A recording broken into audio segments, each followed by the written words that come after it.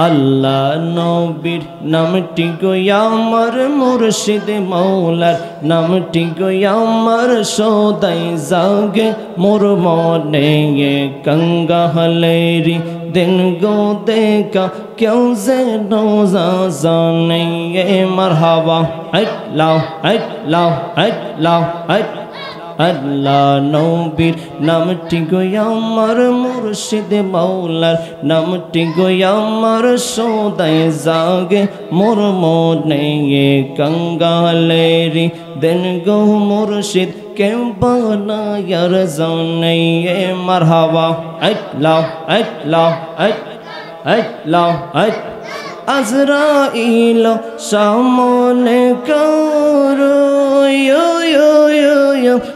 দিন জানি ফরব দৌড় গো মারহাবা আল্লাহ আল্লাহ আজরাইল সামনে করো দিন জানি ফরব দৌড় গো বিপদে পড়িব আমি বিপদে পড়িব আমি ইমান কানা হারাইলে কঙ্গালেরি দিন গো মুর্শিদ কেউ বানায়ার জানে মারহাবা আল্লাহ জামান কোলে আল্লাহ আল্লাহ আল্লাহ তিন দিন বদিন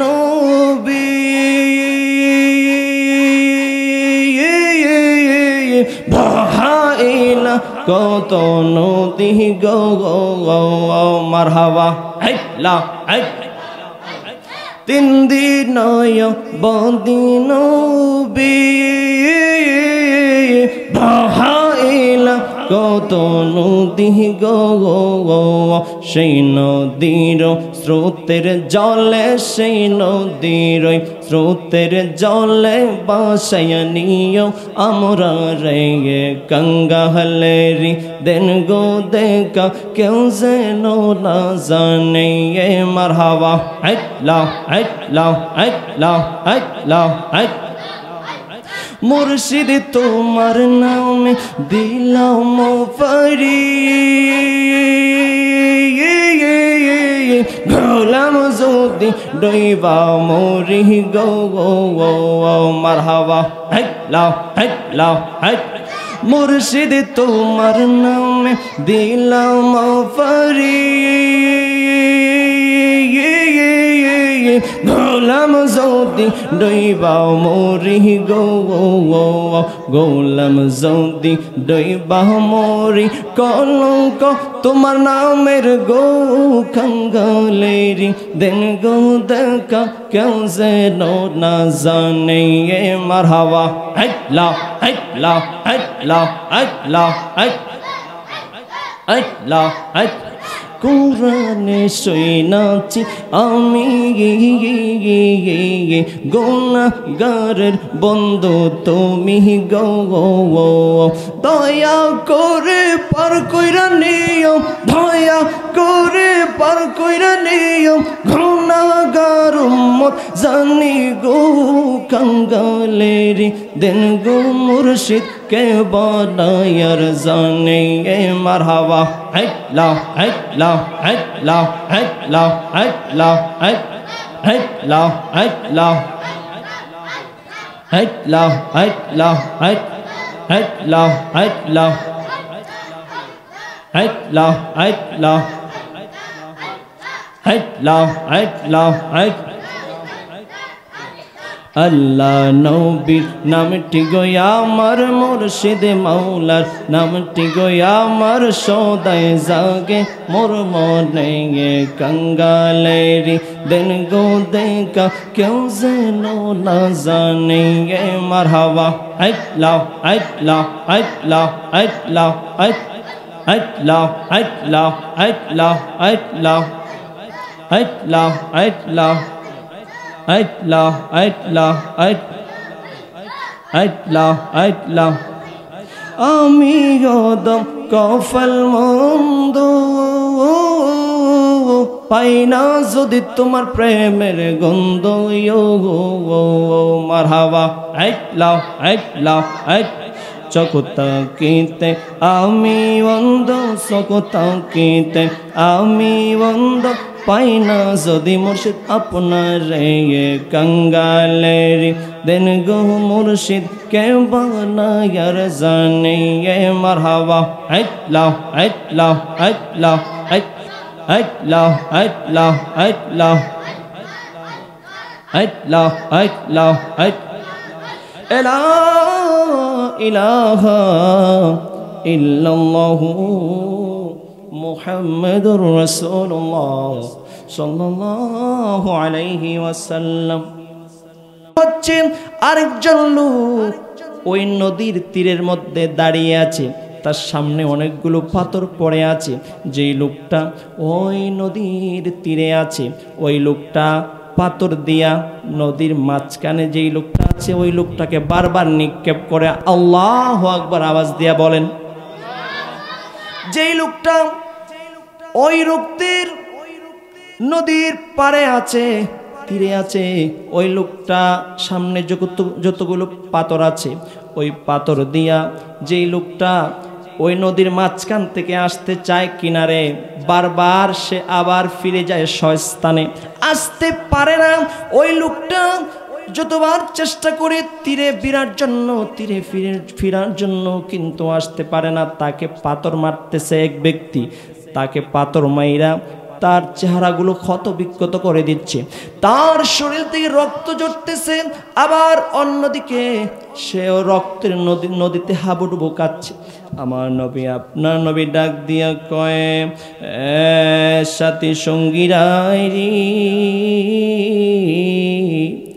ও সাথী সঙ্গীরা গো, আমাকে বলো যেই ব্যক্তি রক্তের নদীর মাঝখানে দাঁড়িয়ে আছে সে কে, আর যে পাথর মারতেছে সে কে? এবার আমার নবীকে ডাক দিয়ে বলতেছে তার সাথী সঙ্গীরা, ইয়া রাসূলুল্লাহ নবীজি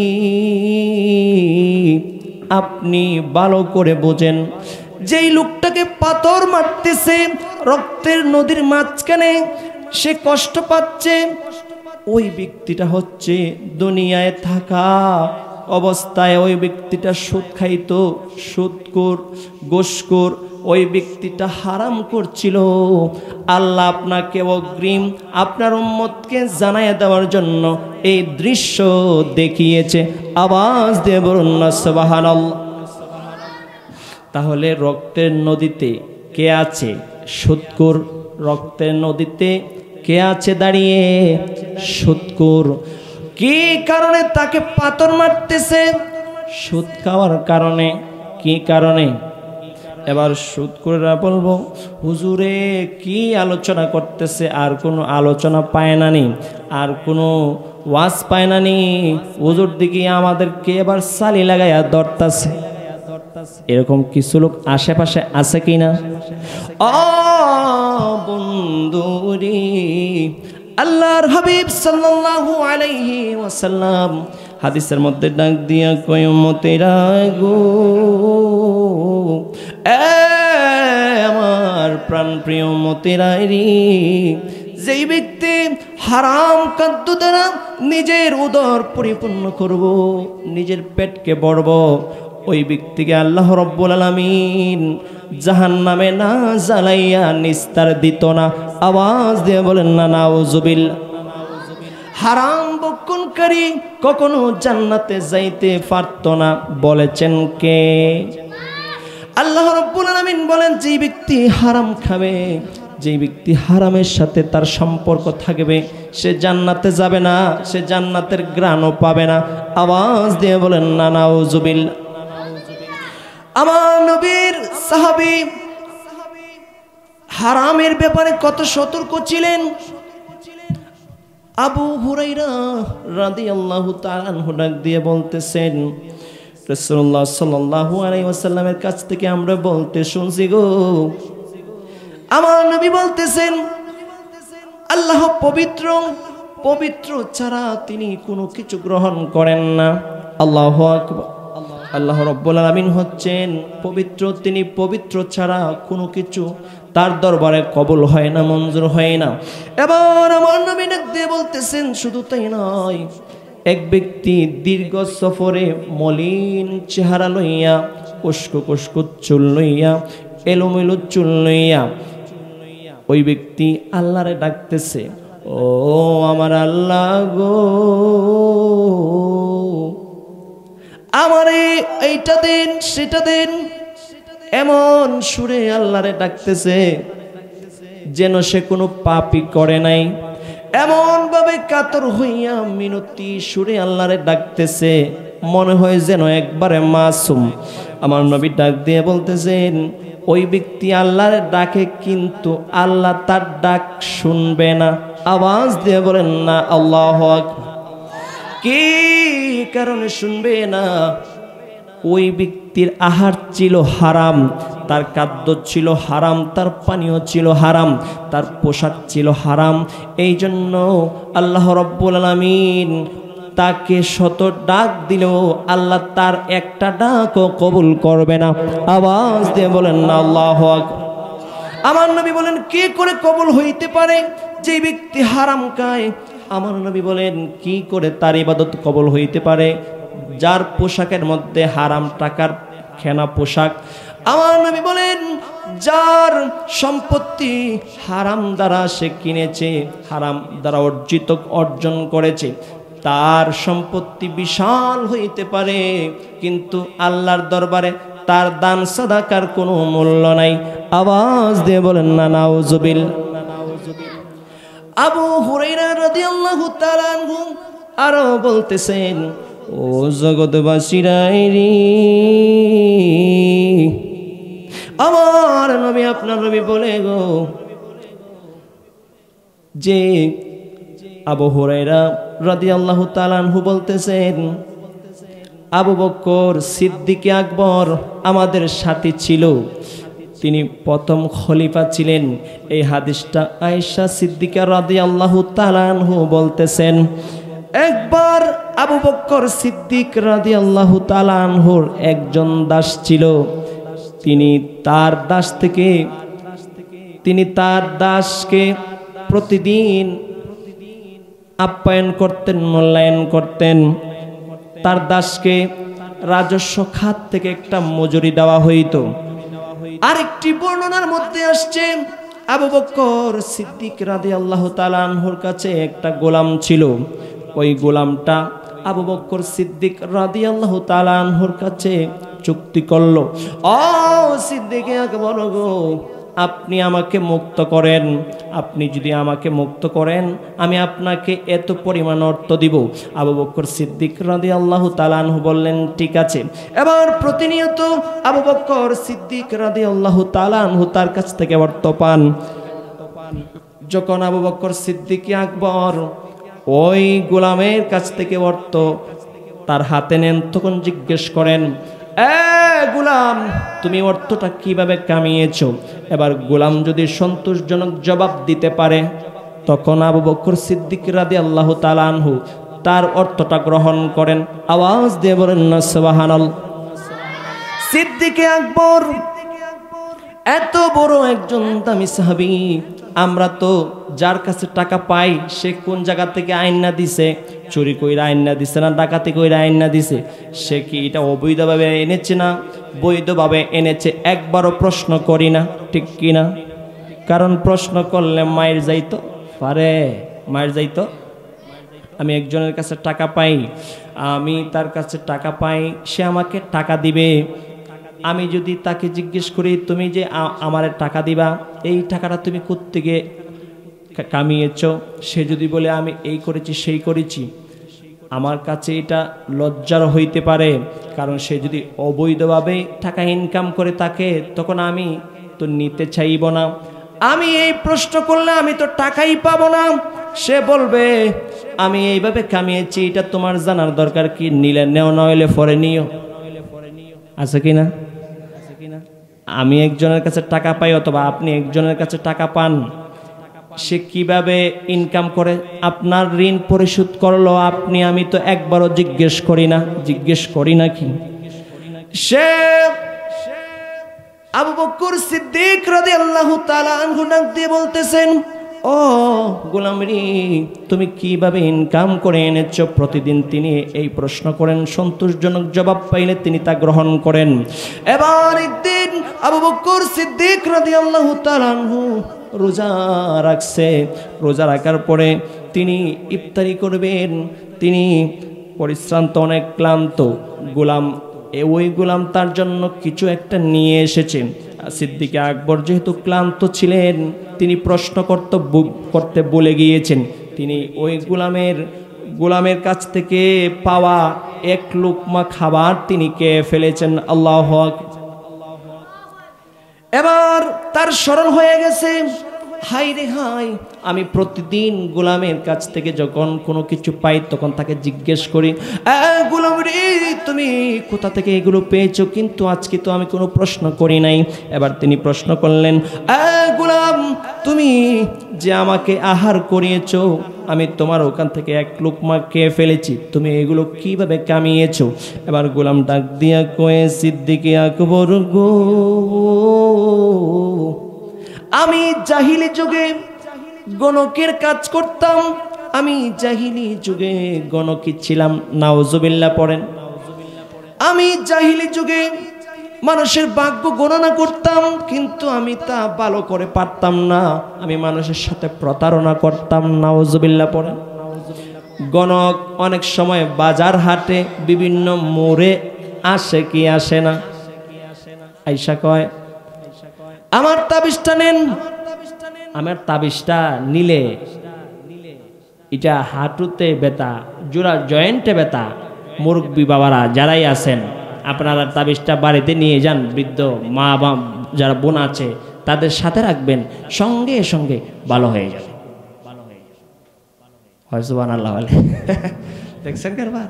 এইভাবে অনেক তাবিজ বিক্রেতা, অনেক গণকি বাজারে হাটে আসে কিনা? আমার নবী বলেছেন, সাবধান, কোন গণকের কাছে যাইবা না। যারা মানুষের রাশি নামে বিভিন্ন ভাগ্য গণনা করে তাদের কাছে যাওয়া নিষেধ।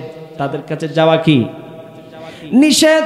এবার ওই আবু বকর সিদ্দিক রাদিয়াল্লাহু তাআলা আনহুর গোলাম ডাক দিয়ে বলতেছে, ও নবীর সাহাবী গো, আমি এই গণকি করে যা ইনকাম করেছিলাম, ইনজন কোরআনের পাখি এসেছেন, একজন কোরআনের খাদেম এসেছেন, এটা কি খুশির বিষয় নয়? জি বোঝা যায়, এইটা তো বাস প্রতিদিনই উনি আহা বুঝে না।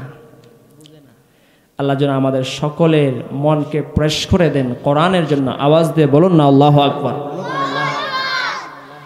আপনি কি জানেননি প্রত্যেক মোবাইলের নেটওয়ার্ক আছে না নাই?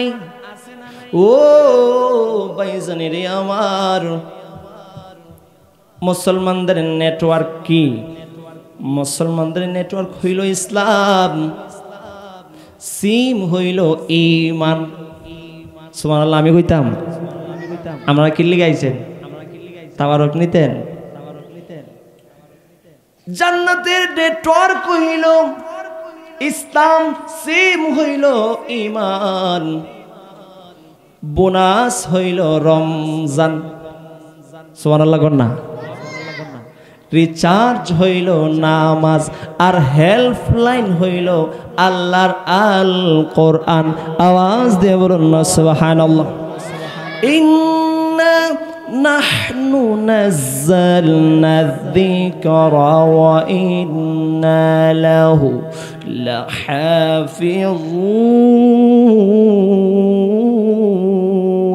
আল্লাহু আকবার। কোরআনকে সংরক্ষণ করে রেখেছেন কে? কোরআনের সাথে যারা দুশ্মনী করতে চাইবে, দুশ্মনী করতে আইসা তারা ধ্বংস হয়ে যাইব, কোরআনের কোনো এক বিন্দু ক্ষতি করতে পারবে না। আওয়াজ দিয়ে বলুন না সুবহানাল্লাহ। কোরআনের মাদ্রাসা দিন দিন বৃদ্ধি পাচ্ছে। আল্লাহ রাব্বুল আলামিন সত্যের সবসময় বিজয় দান করেন। সত্যের নৌকা বারবার ডুবলেও বারবার এটা বাসে পানির উপর বিজয় আসে, কিন্তু মিথ্যার নৌকা একবার ডুবলে আর আসে না। ধ্বংস করেন একজন, তিনি কে? এই জন্য শুন আমার বিষয় দিছিল হালাল আর হারাম। সব সৎ কাজের মধ্যে সব সময় সৎ কাজ আল্লাহর কাছে কবুল হয়। সৎ কাজ, সব সৎ কাজ হালাল, আর সব অসৎ কাজ হচ্ছে হারাম। সব অসৎ কাজ কি? হারাম। এই জন্য হারামের মধ্যে কোনো আরাম নাই। জগতের মানুষ যদিও দেখতেছে প্রাচুর্য, বুক বিলাসী, পয়সার অভাব নাই, টাকার অভাব নাই, কিন্তু এগুলোর মধ্যে কোনো শান্তি, আওয়াজ দিয়ে বলেন না, শান্তি নাই। আমার বিষয় দিছিল হালাল আর হারাম। আল্লাহ রাব্বুল আলামিন ব্যবসাকে হালাল করে দিয়েছেন, সুদকে করেছেন কি? হারাম। সুদকে করেছেন কি? ব্যবসা আর সুদ এক জিনিস না, দুই জিনিস, আলাদা জিনিস।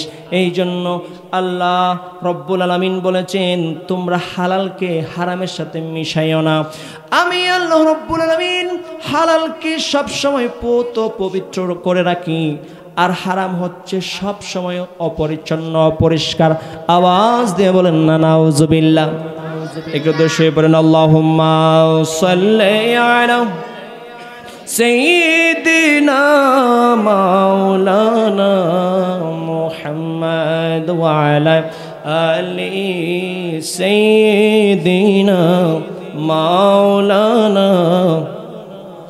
অন্ধকার কবরের মাঝে তাকবীরে মন ফরিয়া,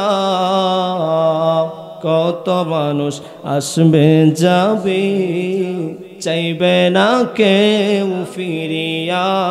আল্লাহুম্মা সাল্লি সাইয়্যিদিনা মাওলানা মুহাম্মদ ওয়া আলা সাইয়্যিদিনা মাওলানা। আমার নবী, আপনার নবী বলেন হাদিস শরীফের মধ্যে যে আর রাশি ওয়াল মুরতাশি কিলাহুমা ফিন্নার, ঘুষ দাতা এবং গ্রহীতা উভয় জাহান্নামী। উভয় কি? জাহান্নামী। অনেকে চাকরি পায় না, চাকরি পাওয়ার জন্য ঘুষ দেয় কি দেয় না? ও বাইরে আমার, যেই টাকা দিয়ে তুমি চাকরি নিবা ঘুষ দেও, এই টাকা দিয়ে তুমি যদি ইমানদার হইতা তাহলে তো ব্যবসাও করতে পারতা, ঠিক কিনা? যেই চাকরির জন্য তুমি ঘুষ দেও, ওই চাকরির পিছনে না চুইটা তুমি তো পরিশ্রম করতে পারতা সৎভাবে। সৎভাবে পরিশ্রম করলে আল্লাহ রাব্বুল আলামিন ইবাদত মুহূর্তের মধ্যে কবুল করে নেয়। আওয়াজ দিয়ে বলুন না সুবহানাল্লাহ। এবার ইমামে আযম আবু হানিফা রাদিয়াল্লাহু তাআলা আনহুর একজন ছাত্র ছিল। ওই ছাত্রটার নাম ছিল আবু ইউসুফ। ইউসুফ রহমতুল্লাহি আলাইহি হুজুরে দাওয়াত দিছে, হুজুর গো আপনার দাওয়াত আমার বাড়ি যাইবেন। এবার আবু হানিফা রাদিয়াল্লাহু তাআলা আনহু, আবু হানিফা যখন ওনার ছাত্রের বাড়িতে দাওয়াত খাইতে গেলেন, যাওয়ার পরে তিনি এবার খানা সামনে লইয়া এবার খানা আরম্ভ করবেন। এবার অনুমতিক্রমে তিনি খানা আরম্ভ করতেছেন। খাইতে খাইতে খাইতে খাইতে গো ইমামে আজম আবু হানিফা 4 জনের খাবার খাইয়া ফেলছে। ও হুজুর গো আপনারে দাওয়াত দিছি, আরো মেহমান আছে, আপনি যে খাইতে খাইতে 4 জনের খাবার খাইলেন।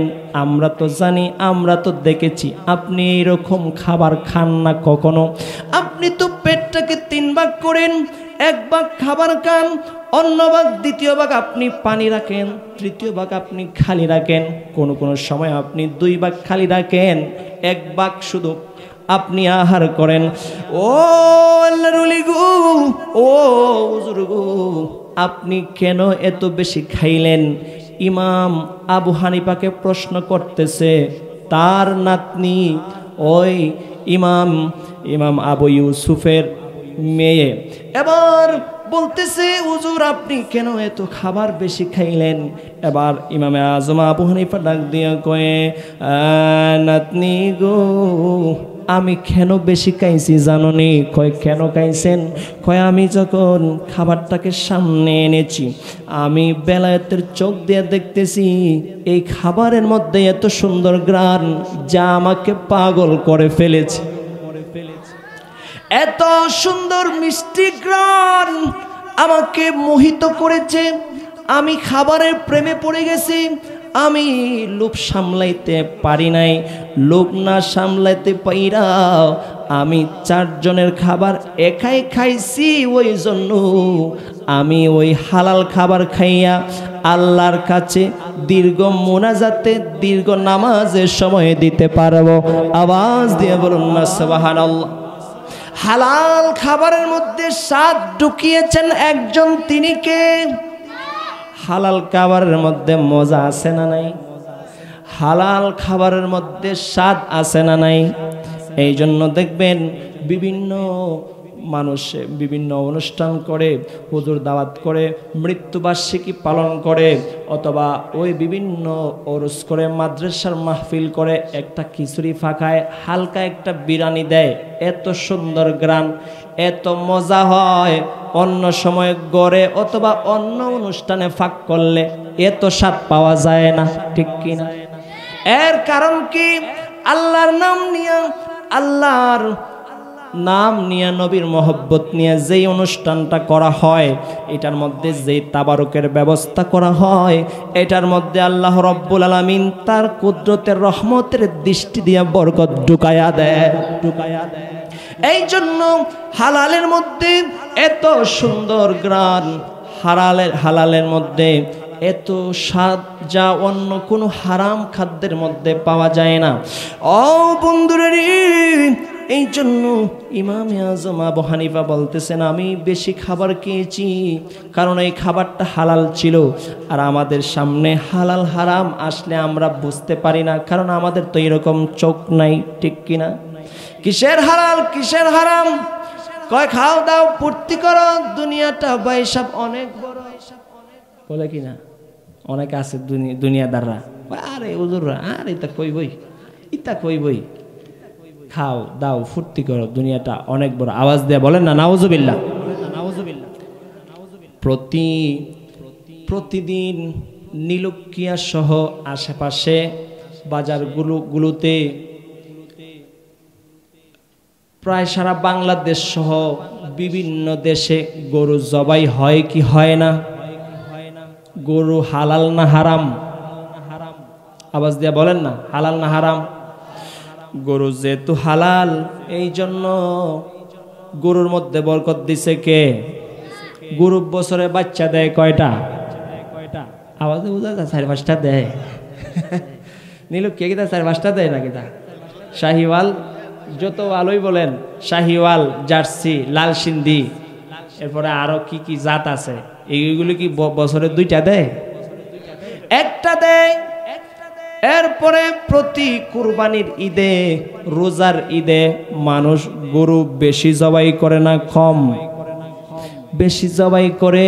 এত গরু জবাই হয় প্রতিদিন, অথচ গরু বাচ্চা দেয় মাত্র বছরে 1টা। এত জবাই দেওয়ার পরেও এত গরু খায় মুসলমানেরা প্রতিদিন। আমি অনেক সময় শুনি নীলক্ষিয়া এই ঘোষণা দেওয়া যায়, সুখবর সুখবর সুখবর কিতাব হিসাব যে আগামীকাল দুলালকান্দি স্টেশন একটি বড় গরু জবাই করা হবে। আপনারা যারা গরুর গোশত নিতে ইচ্ছুক আপনারা চলে আসুন আমাদের সিএনজি স্ট্যান্ড, ঠিক কিনা? বলে কিনা? তাহলে এত গরু জবাই হয়, এরপরও এলাকাতে গরু কম না বেশি? আর কুত্তায় বাচ্চা দেয় কয়টা? 7টা দেয়, 8টা দেয়, 3-4টার কম দেয় না। কিন্তু কুত্তা হারাম করেছেন একজন, তিনি কে?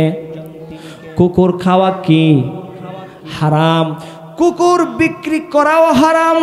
ইদানিং শুরু হয়ে গেছে বিভিন্ন জাতের বিভিন্ন পোশাক কুকুরগুলো বিক্রি করে মানুষের কাছে। আওয়াজ দিয়ে বলেন না নাউজুবিল্লাহ। আমার নবী বলেছেন কুকুর বিক্রি করা হারাম, গান বাদ্য গাওয়া হারাম, সাবধান তোমরা গান বাদ্য গাইবা না, গান শিক্ষা দেবা না তোমাদের বাচ্চাদেরকে। গান বাদ্য গাইয়া পয়সা ইনকাম করা হারাম, গান বাদ্যের মধ্যে সহযোগিতা করাও হারাম। আওয়াজ দিয়ে বলেন ঠিক কি না? না টিকের আওয়াজ হইতো না, আর উপরে পরে তো উপরে পরে গান যে হারাম। সূরা লুকমানের মধ্যে আল্লাহ রাব্বুল আলামিন বলে দিয়েছেন, স্পষ্ট করে বলে দিয়েছেন, লাহুয়াল হাদিস, হাদিসের ভাষায় গিনা।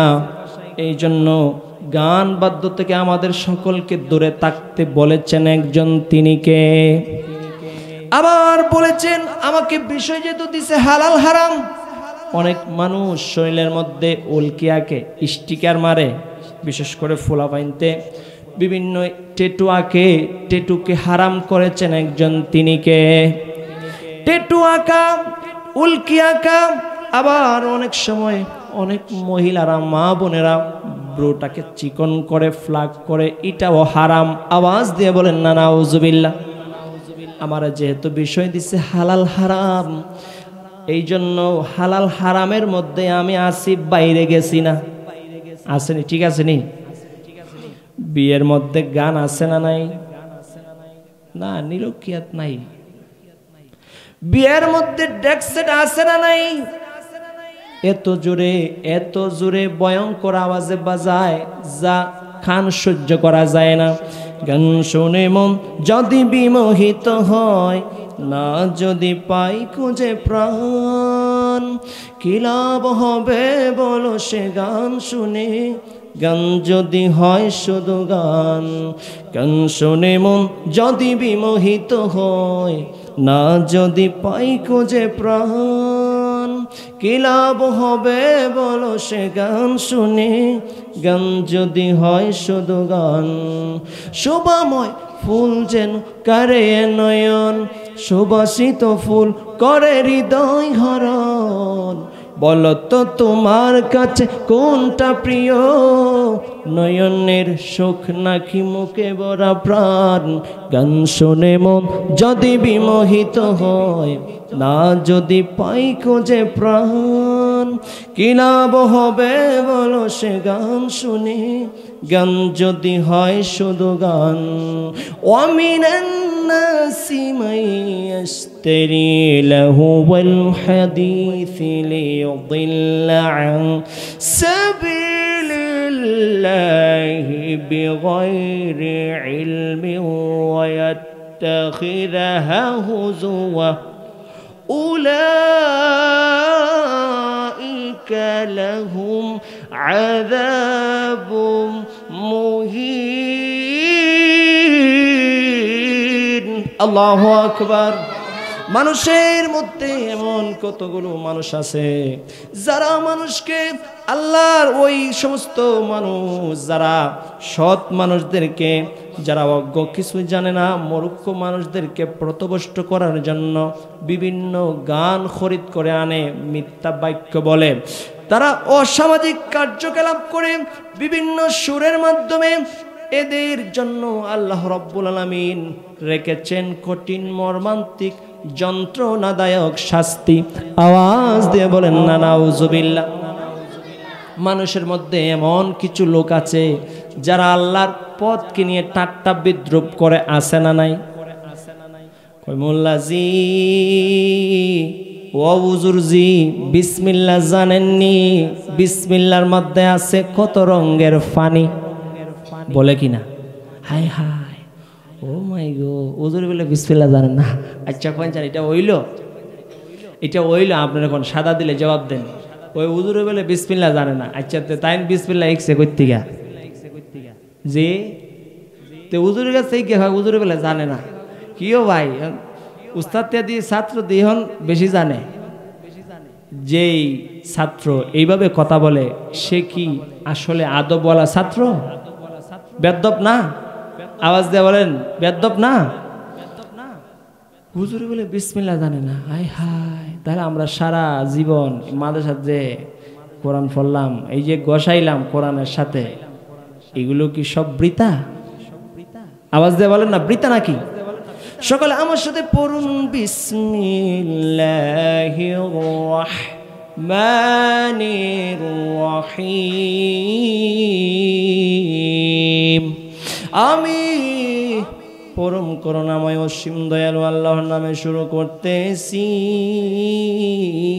যিনি আমাদের হায়াতের মালিক, যিনি আমাদের মৌতের মালিক, যিনি আমাদেরকে বাঁচিয়ে রেখেছেন তার রহমত দ্বারা। আওয়াজ করে বলেন না সুবহানাল্লাহ। কত মানুষ কতভাবে মারা যায়, কত মানুষ সুস্থ ছিল, বাজার থেকে চা খাইয়া বাড়িতে গেছে, বাড়িতে যাওয়ার পরে সকালবেলা আর তার প্রাণ পাখি দেহের মধ্যে নাই। বিবি ধাক্কাইতেছে, কয়ে উঠেন উঠেন উঠেন, দেখে আর ওঠে না, শরীরগুলো ঠান্ডা হয়ে গেছে, হাত পাগুলো সোজা হয়ে গেছে, হাত পা অনেকের বাঁকা হয়ে গেছে। এবার মানুষের মরণ কখন জানি আসে, বইলাই আসে না। এই জন্য মরার আগে আমাদের সকলকে মরণের প্রস্তুতি হওয়া লাগবে কি লাগবে না? কারণ আমি তো জানি না গো আমি কখন মারা যাব, আপনিও তো জানেন না আপনি কখন মারা যাবেন। আমার মরণ আসিবে কখন কেউ তো জানে না। সবাই বলেন মরণ আসিবে কখন কেউ তো জানে না। আমি চলে গেলে আমায় তোমরা বইলা যাইও না, হাই হাই মরে গেলে আমায় তোমরা গালি দিও না। আমার মরণ আসিবে কখন কেউ তো জানে না। এই দুনিয়ায় চিরজীবন টাকার জায়গা না, অন্ধকার কবর যে হবে আসল বিছানা, ঠিক কিনা? এই দুনিয়ায় চিরজীবন টাকার জায়গা না, অন্ধকার কবর যে হবে আসল বিছানা। সবাই রেখে আমায় চলে যাবে সাথী হবে না, বলুন রেখে আমায় চলে যাবে সঙ্গী হবে না। আমার মরণ আসিবে কখন কেউ তো জানে না। আমি চলে গেলে আমায় তোমরা বইলা যাইও না, হাই হাই মরে গেলে আমায় তোমরা গালি দিও না। আমার মরণ আসিবে কখন কেউ তো জানে না। কবর মাঝে মা বাবাকে দেখা যাবে না, দেখব যাকে তিনি হলেন শাহে মদিনা। আল্লাহু আকবার। কবর মাঝে মা বাবাকে দেখা যাবে না, দেখব যাকে তিনি হলেন শাহে মদিনা। অবাই বুঝব তখন নবী সারা আপন কেহ না, হাই হাই বুঝব তখন রসুল বিনে আপন কেহ না। আমার মরণ আসিবে কখন কেউ তো জানে না। আমি চলে গেলে আমায় তোমরা গালি দিও না। আমার মরণ আসিবে কখন কেউ তো জানে না। ভাইজান রে আমার নবী বলেছেন লা তাসুবুল আমওয়াত, তোমরা মৃতদেরকে গালি দিও না। মৃতদেরকে গালি দিলে ওই মৃত ব্যক্তিদের কষ্ট হয়। আওয়াজ দিয়ে বলেন না আল্লাহু আকবার। আমার বিষয় যেহেতু হালাল হারামের মধ্যে, এই জন্য আমি চেষ্টা করেছি হালাল হারাম বোঝানোর জন্য। আল্লাহ রব্বুল আলামিন যা কিছু হালাল করে দিয়েছেন তা স্পষ্ট, যা কিছু হারাম করে দিয়েছেন তাও স্পষ্ট। হালাল হারামের মধ্যে কিছু বিষয় আছে সন্দেহজনক। আল্লাহর হাবিব সাল্লাল্লাহু আলাইহি ওয়াসাল্লাম ডাক দিয়ে বলতেছেন, ও জগৎবাসীরা, যেই বিষয়গুলি তোমাদের সন্দেহ লাগে এই বিষয় থেকে তোমরা দূরে থাকো। এই বিষয় থেকে তোমরা যদি দূরে থাকো গো, তোমাদের আব্রু, তোমাদের ইজ্জত, তোমাদের আমল, তোমাদের মর্যাদা আল্লাহ রাব্বুল আলামিন অনেক অনেক বাড়ায়া দিব। আর তোমরা যদি সন্দেহের যে বিষয়টা আছে এটা হালালও জানো না, হারামও আবার বোঝো না, ওই বিষয়টা যদি করো তাহলে তোমাদেরকে আল্লাহ রাব্বুল আলামিন কলঙ্কিত করব, তোমাদেরকে তোমাদের আমলগুলো সহজে কবুল হবে না। এই জন্য সাবধান থাকতে হবে সন্দেহজনক বিষয় থেকে।